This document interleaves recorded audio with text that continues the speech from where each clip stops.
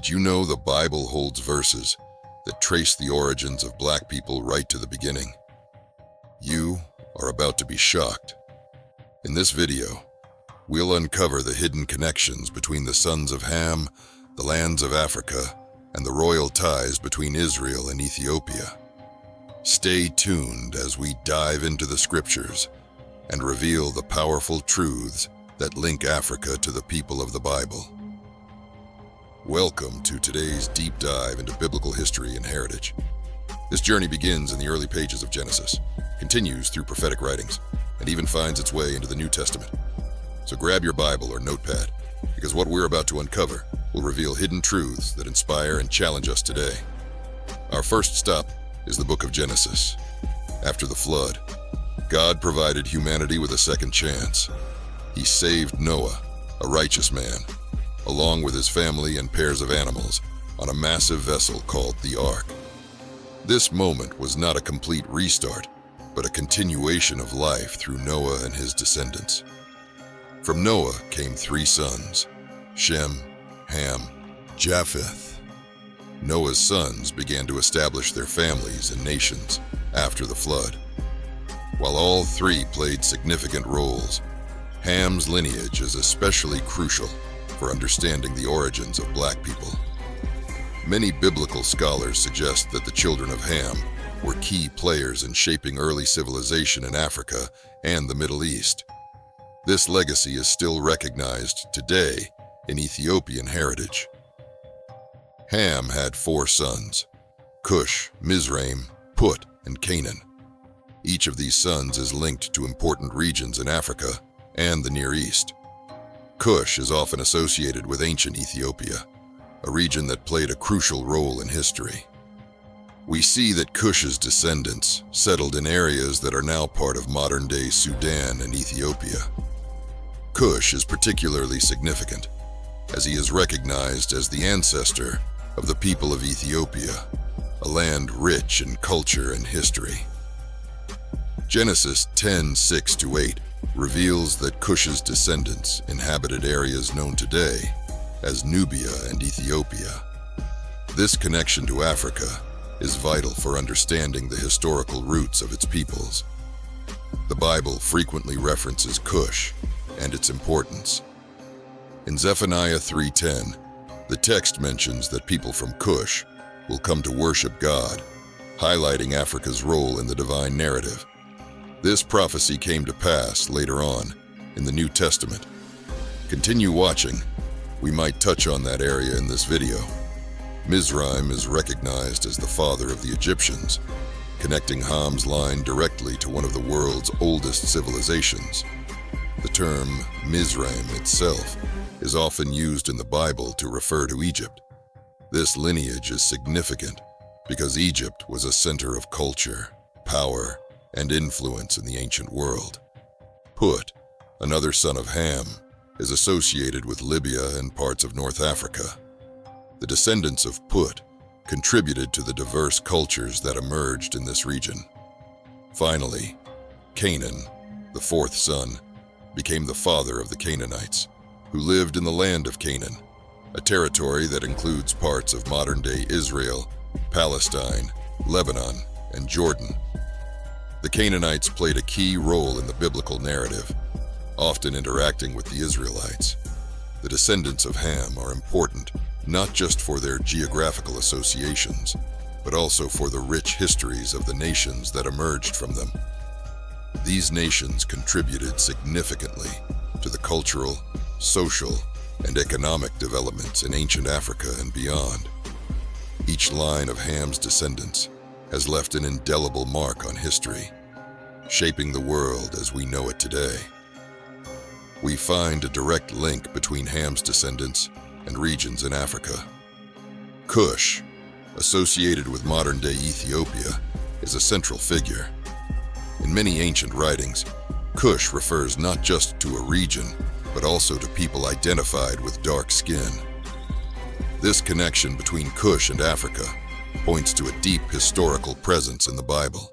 Now, let's look at the story of the Queen of Sheba.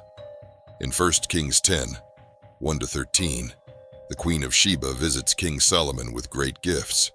But this isn't just a simple exchange of gifts. It's a meeting of two powerful cultures. When the Queen of Sheba heard about the fame of Solomon, she came to test him with hard questions.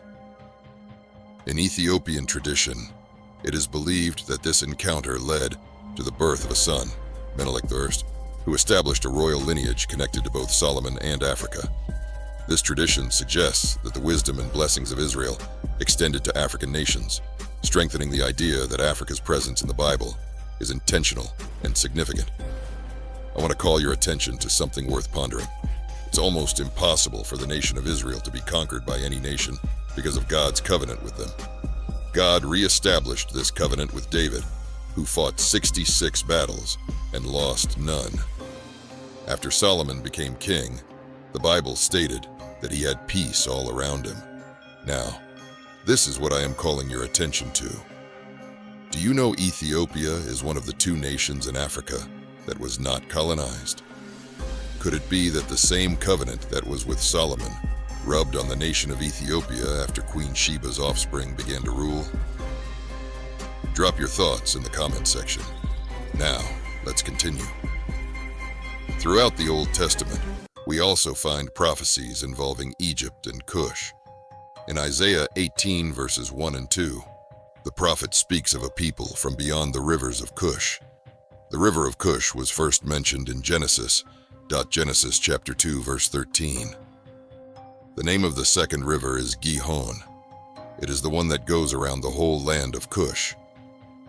The people of Ethiopia have claimed that the river Gihon is the same river as the Blue Nile that flows through Ethiopia and Sudan before joining the White Nile, and they both make up the River Nile. Furthermore, the drainage basin of the Nile River covers 11 African countries: the Democratic Republic of the Congo, Tanzania, Burundi, Rwanda, Uganda, Kenya, Ethiopia, Eritrea, South Sudan, Sudan, and Egypt. These facts provide a reasonable link between the origin of black people and the Bible. The prophecies not only reference geographical regions in Africa, but also acknowledge physical traits of skin color that were distinct yet respected within the biblical narrative. This shows that African heritage was acknowledged and integrated into God's larger story. Continuing from the story of Ham's descendants, we find connections that transcend generations and cultures, leading us to the tale of Moses and his wife Zipporah. Moses, chosen by God to lead the Israelites out of slavery in Egypt, encountered Zipporah during his time in Midian. After fleeing Egypt to escape Pharaoh's wrath, Moses found refuge among the Midianites, a people descended from Abraham through his second wife Keturah. Here, he met Zipporah, the daughter of Jethro, a priest of Midian. Their union highlights the interconnectedness of the ancient world. The story of Moses and Zipporah is layered with cultural significance. As a Cushite woman, she represents the lineage of Ham, further illustrating the influence of Ham's descendants throughout the biblical narrative. In Numbers 12:1, we see a glimpse of this when Moses' siblings, Aaron and Miriam, speak against him for marrying a Cushite woman. This episode not only reveals Moses' interracial marriage, but also suggests that the Cushites were thriving at that time and were distinct from the Israelites in terms of appearance and culture. Zipporah's presence in Moses' life also offers insight into the broader themes of inclusion and diversity in the Bible. She played a crucial role during a pivotal moment when God sought to kill Moses. In an act of bravery and quick thinking, Zipporah circumcised their son and touched Moses' feet with the foreskin, thus saving his life. This act not only highlights her courage, but also her commitment to the covenant that God established with Abraham and his descendants. Furthermore, Zipporah's background as a Cushite woman illustrates the significance of Ham's lineage in the biblical narrative. Through her, we see how the descendants of Ham contributed to the unfolding story of the Israelites. In the New Testament, Even after Jesus' death and resurrection, another key figure also highlights the historical presence of black people in the Bible. In Acts 13, verse 1, Simeon, referred to as Niger, was mentioned. The name Niger is derived from Latin, meaning black, indicating his African heritage. As a prominent leader among the prophets and teachers in the church at Antioch, Simeon represents the deep roots of black people in the early days of Christianity. Similarly, the story of Simon of Cyrene. Simon was compelled by Roman soldiers to help carry Jesus' cross as he journeyed to Golgotha in Mark 15:21. Cyrene is connected to Libya, and Simon's identity connects him directly to the lineage of Ham. His presence in this critical moment highlights the participation of black individuals in the biblical narrative, showcasing their role in the events surrounding the life and death of Jesus. Understanding these roots can help black people trace their heritage in new ways. Every group has a unique role in God's plan, and each story points to unity. The origin of black people in the Bible isn't just about race. It's about purpose, belonging, and identity in God's kingdom. Whether it's through the lineage of Ham or the story of Moses' wife, the message is clear. All people are part of God's family. So, what do you think about these revelations? Have these stories changed how you view the Bible and its connection to African heritage? Let me know your thoughts in the comments below. I'd love to hear your perspective. If you found this content enlightening, don't forget to like this video, share it with others, and subscribe to the channel. There are so many more stories and truths to uncover, and I'd love to have you join me on this journey of discovery. Until next time, stay blessed and stay curious.